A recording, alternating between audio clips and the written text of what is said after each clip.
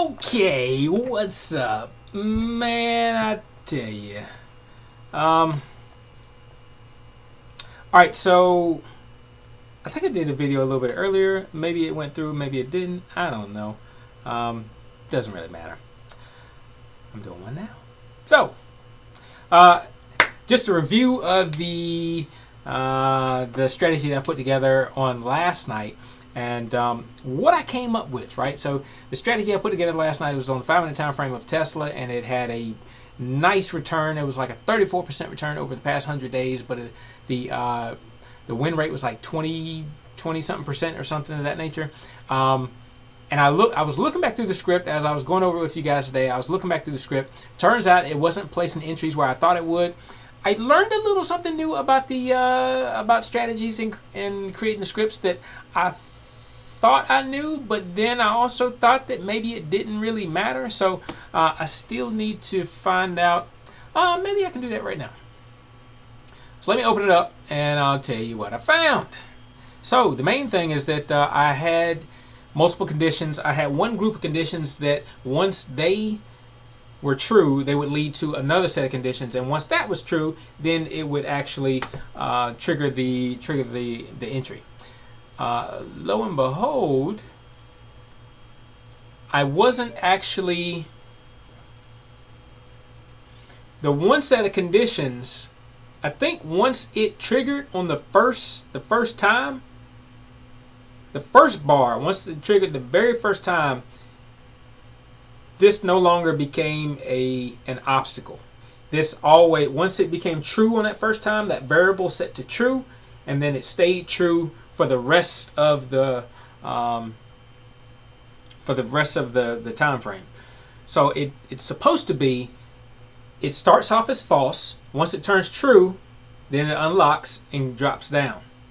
And then once it goes to the next bar, it's locked again at false. And then once it turns true, unlocks and drops down.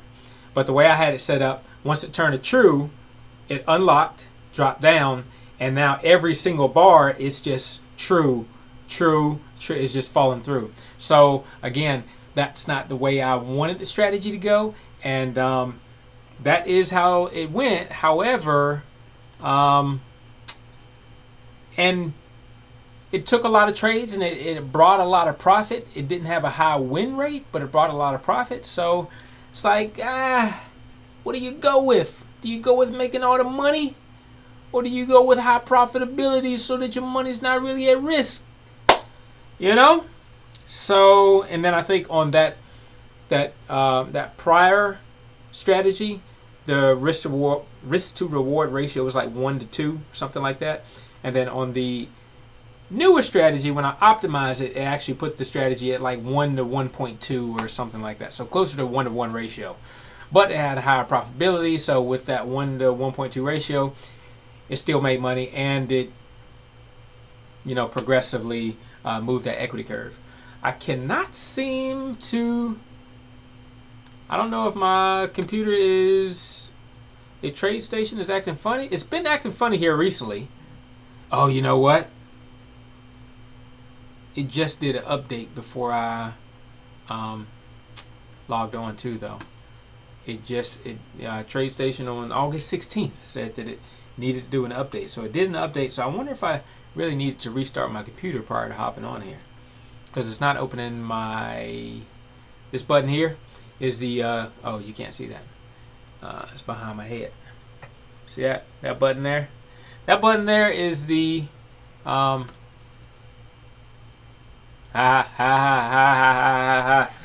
need to take a nap. Pressing on the wrong button. Yep. Anyway. Alright, so let's open up the strategies that I was working on. The one of them was 816.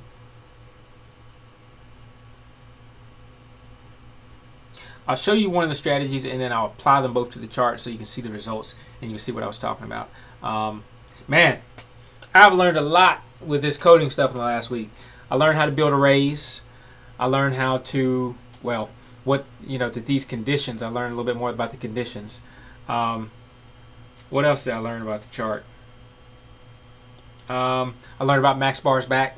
So let me see if I can open this for you, and I'll tell you. Tesla, the 5-minute time frame.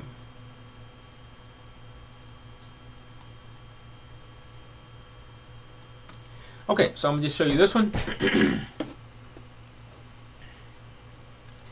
All right, so like I said here, and I explained it earlier. So if the time is 3:55 in the afternoon, then we want to assign value 2 to VWAP, and then value 3 is going to be equal to a swing high. So a swing high having at least 2 bars on either side. We're going to continue to look for that swing high for at least 4 bars. So here is that first bunch that I said I wanted to be true. I wanted it to be a bearish candle. I want the open to be over the value of 2, right? So value 2 right here is VWAP. So if we go and we look on the chart,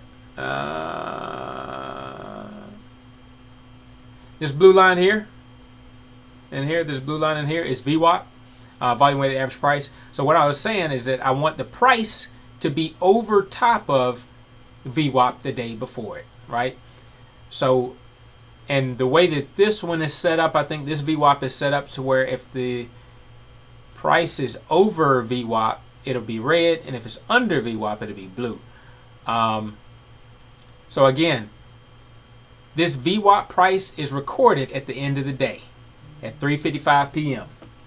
All right, and so if the open is over VWAP on that subsequent day, we can enter. We can enter. We can look for the other stuff. We can keep moving forward. If it's under it, we just cancel it. All right, guys, hold on. Give me 2 seconds.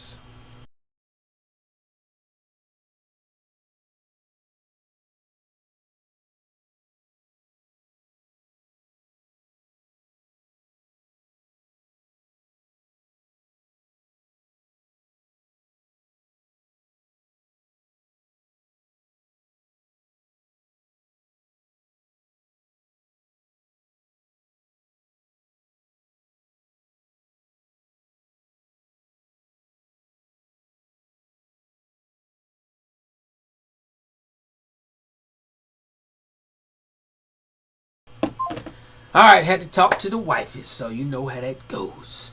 All right, so yeah, so again, so we got these couple bunches of criteria, and so this first bunch of criteria here, this first little burst, once it's true, then it can drop down to this next one. All right, and then the only thing I'm really looking for this next one, I think that's where I referenced the swing high. Yeah. So if all these are true, condition 1 through 5 are true, then it makes condition 20 true. And so if condition 20 is true, then we want to begin this line. And this line just says that the high has to cross over value 3. Remember, value 3 was, let's see if we zoom in here. Value 3 was essentially a swing high. So in its simplest form, we are saying that we want to enter when we get a swing high of at least 2 bars on each side, and then the price goes over top of that high, goes over top of that break. So pretty much we're looking for a break and a continuation. And the way I set this up is I was looking for these continuation trades, right? And so it actually targeted pretty well. Let's go to the strategy performance report and show you. Now this one, I think that it was optimized beyond this. Let's see. So like I said, looking back over 100 days, let me make it so you can see this strategy performance report. All right, so looking back over the past 100 days, I don't know why this looks like this. I got the whole screen. What's going on here? Okay, I'm not going to worry with that right now. But if you look at this equity curve, you can see that it starts off pretty good, kind of moves laterally, kind of rotates a little bit, and then it moves up again. There are 13 trades on this. Let me get out my handy dandy book. Ah, the book of spells. Yes, yes, the book of spells.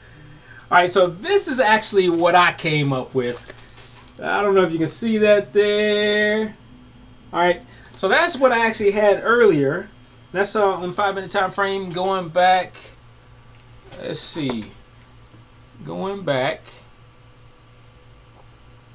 Got too many windows open. This is going back 100 days. So let me make sure that it is set to go back 100 days. Equity curve. Yeah, this is going back as far as 324. This one went back as far as 323. That's fine though. Let's look at the periodical return. All right, so this one, yeah, so this one is 69%, 69% win rate, which is great. 69% win rate. Got it. Only 13 trades. Like I said, I like to see more trades, but it made $1,000, you know, on a $50,000 account. So let's go to the Whopper. Let's go to the one that that I created last night. But like I said, if we look back, if you look to your bottom right hand corner in the script, here, condition 20 equals false. So that's what I was telling you. I didn't put condition 20 equals false, so it did not reset. I think it was condition 20. So it didn't reset the condition every time. And so it just left the strategy kind of unlocked. It left that first burst there unlocked. So every time thereafter, it did not even look for that first group of conditions. It just went on. And that's why I got so many trades. But it was very profitable though. It was very profitable. So let's look and see how we change this. We're gonna edit the easy language, and I'm gonna show you why it looked so good before. So we're gonna edit the strategy of this is 16. I'm gonna kind of slide this out the way. Oh, what is that? What are you? Who are you? Is that? Okay. Alright, so we have this open now. Now this is where I was telling you that now I have condition 20 equals false.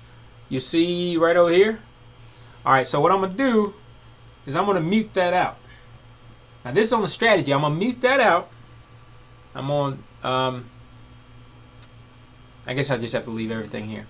And then I'm going to re-verify it. So now we'll go back and we'll get all these entries.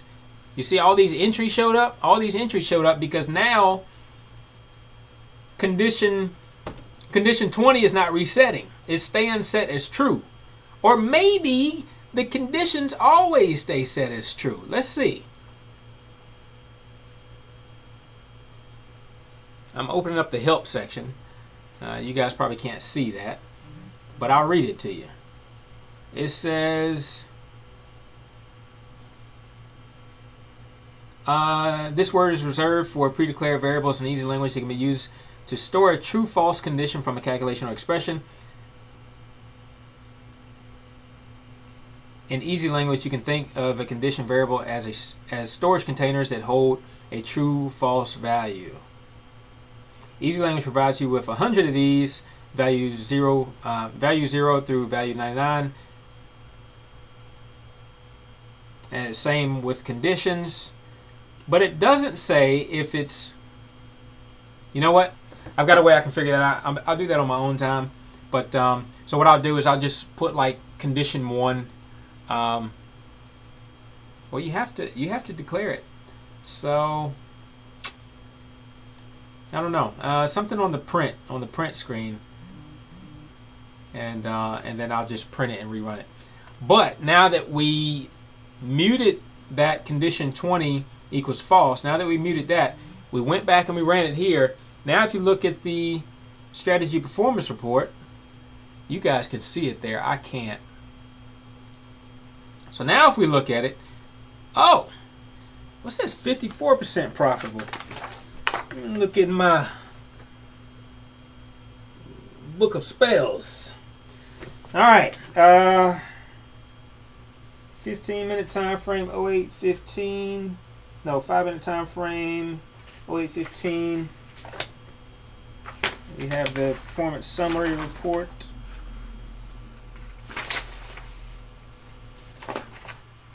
It is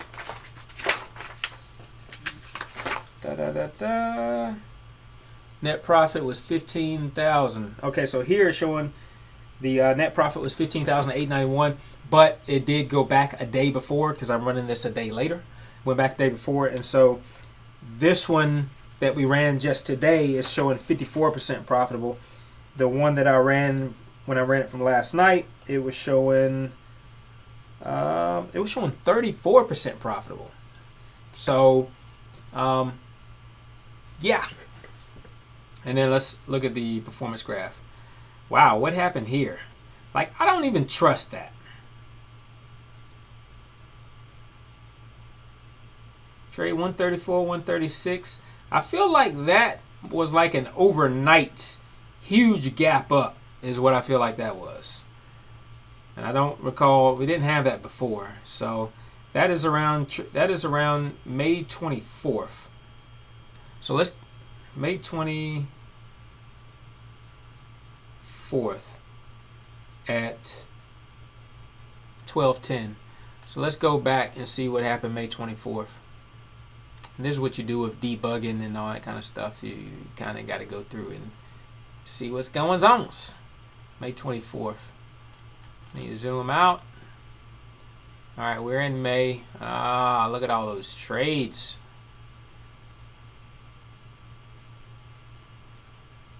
May 10th, 23rd. Okay, there was a huge gap down that day. Yeah, look at that. Look at that, from 24th to 25th. There was just a huge gap in the day. And, you know, the question is that viable? Is that a good trade? Should you capture that in your earnings? Maybe not. I mean, that's what the strategy called for, right? So maybe yes, but at the same time, I think a normal, an average gap up, you would accept. I think this gap up that high, I think it's kind of like out of sample, right? And I don't know if out of sample. Yeah, I don't think that's exactly what that means here. And yeah, so we gotta work through that. But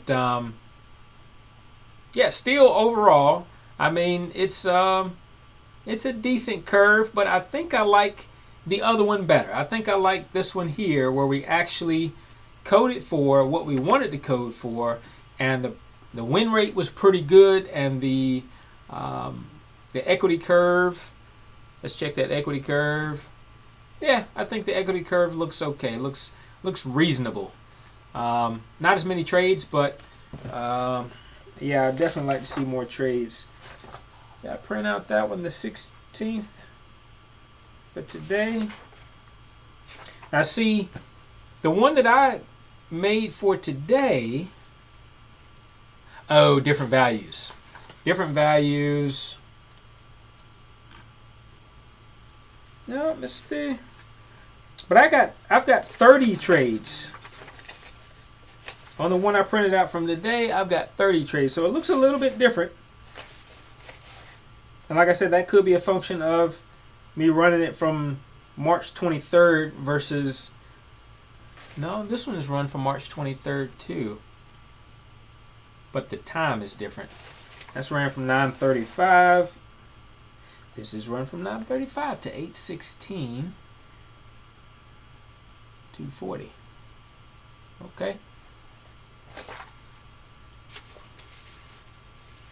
Alright, so but there's a little bit of variability there, so let me check the settings. We'll check the settings and see if the settings were the same. Same dollar amount in the account and same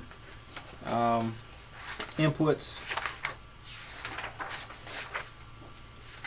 And I didn't even print my settings. Now that doesn't help, because you need your settings to know exactly what values you had in. This is set at 0.65 and 0.75, which I think was, you see that's what I have here.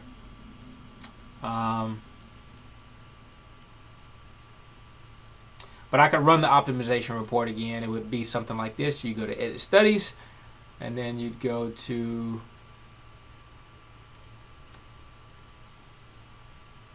Strategies on 0.65, 0.75. We're going to optimize that. Okay. Run the optimization report. Let's see. Oh, you can't see that there. Okay. All right. So when I did it earlier, it ran really quickly.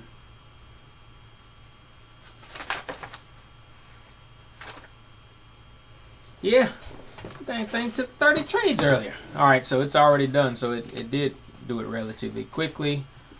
What's it showing?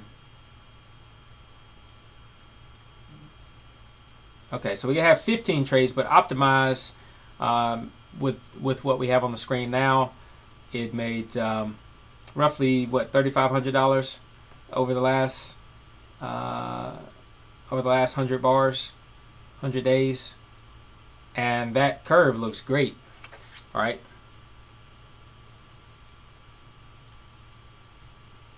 64% profitable still, 34%, 6.8% gain, 14 trades. Like I said, this took 30 trades, but the ultimate values that it decided is the best is 1.3 here and 0.4 here. I feel like I had that before, right? Like if you look back in your bottom right hand corner, you see where I'm circling down here, input. I had 1.3 and I had 0.5, right? Which is close to 0.4, but yeah, so we'll change that here. 1.3 for the take profit and 0.4 for the stop loss. And if you can do your math, that's what, roughly a 1 to 3, right? Your stop loss is 0.4, and your take profit is 1.2, 1.3.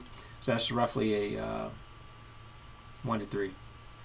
All right, I'm going to save this, and then so this is the 816 strategy, which I have here. Yeah, 64% profitable. I'm good with that. I'm good with that. And then the return on the account was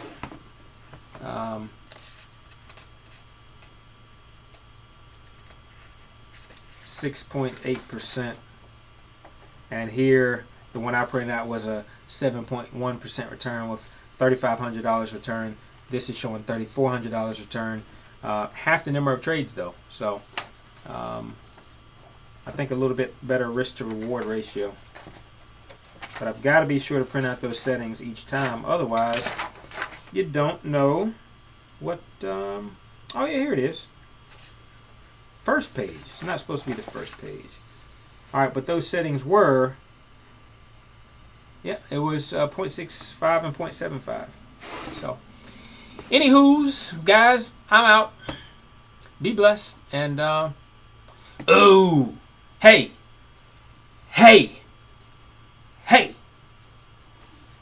NVIDIA. We're on NVIDIA right here, but guess what? It's profitable on NVIDIA. Thank you.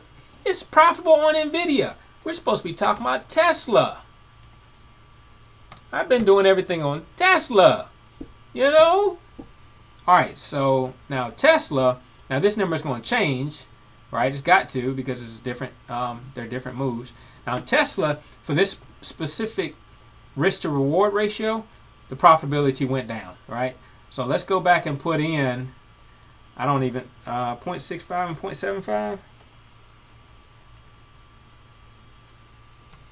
You got to make sure you're on the right chart. And I think there's a way that you can go into the code and put like the right data stream and show that it's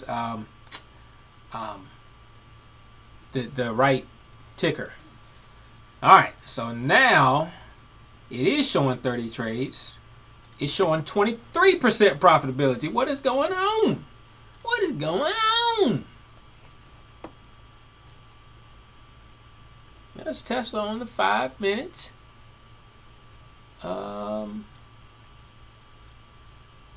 Performance graph. That's crazy. Settings. Oh, it's still set on 1.3 and 0.4. Oh, I got to go up here and hit refresh. It's still set on 1.3 and 0.4, which it should be set on 0.75 and 0.65. So let's go to the. I mean, let me close it out and then go back to the strategy performance report. It's still set on 1.3 and 0.4, and this is 5-minute Tesla 816. 5-minute Tesla 816.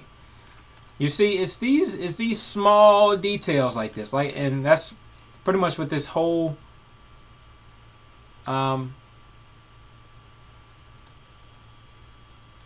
video is about. Are these small details, right? So it's these small details that can completely change, what you're looking at. And I think maybe I need to go here. Okay, it's doing something. It's processing.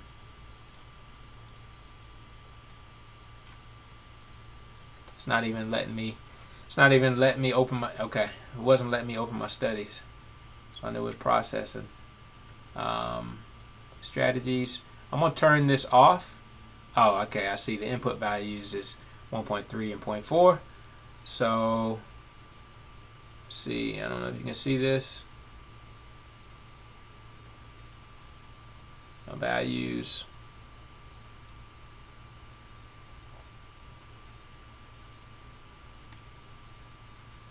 Okay, so for the take profit, we want it to be back to what we had it at before, so 0.75 and then 0.65. So, like I said, this is definitely closer to that 1 to 1, 1 to 1, 1 to 1.1, 1 to 2 ratio. All right, so then we're going to hit OK. And we're going to, it's turned on, close that. And we're going to come back here and you see that the trades changed. Okay, and then when we come back here to your bottom left hand corner, the strategy performance report. Now we go to the performance graph. What? What? All right, let me make sure that it took what it was supposed to, because that's crazy.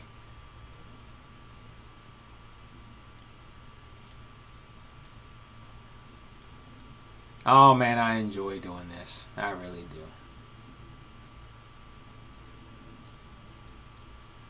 Alright, so 46% profitable, $100 profit made, and a 0.22% gain. That is terrible. Alright, so 0.75 and 0.65. Take profit. And I have that turned on.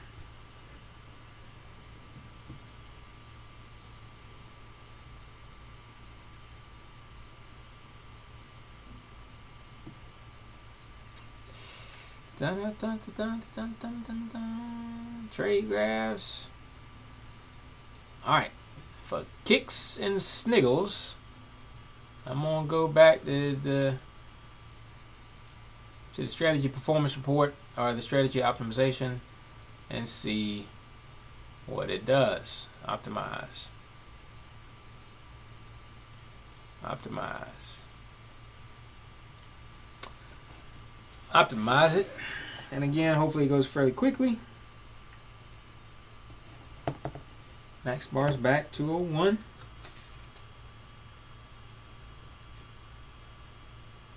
Round down to the nearest one.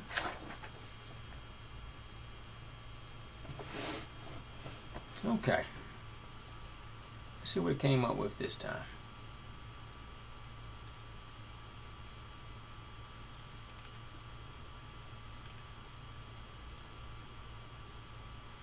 Yeah, it still looks different from the graph that I currently have. Like all these trades are off, but let's see what the settings are.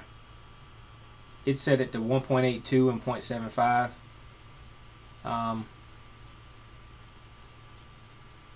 I've got to play with this a little bit more because it doesn't need to change it that much in order for it to still run the same profitability.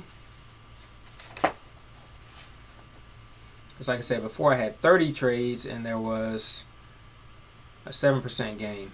This is a 7% gain. It's around 30 trades, 35% profitable. The one that I had was